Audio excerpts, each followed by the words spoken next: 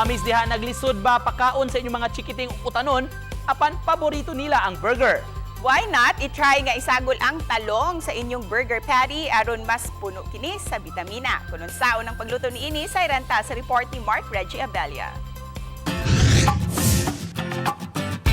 Mamahimo ng mas sustansyado ang paboritong burger sa imong chikiting pinaagi sa pagsagol sa utanong talong. Kini ang dungan tang katuunon og luto ang eggplant burger patties. Kini ang mga ingredients.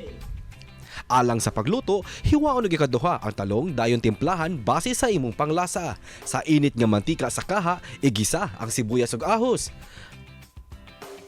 Dayon luto no sab ang ground beef. Human maluto ang ground beef, iandam ang binatil nga duha ka itlog. Dayon i-mix ang ground beef ug talong.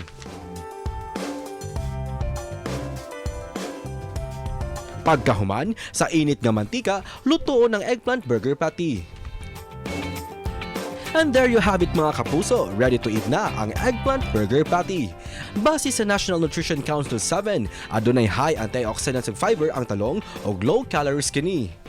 Samtang nag-enjoy ang mga chikiting, makatabang usab kini sa pagpalig-on sa ilang immune system, makapanindot sa panit ug makabaid sa pangutok. Kauban si Clans Gabutin, Mark Reggie Abella.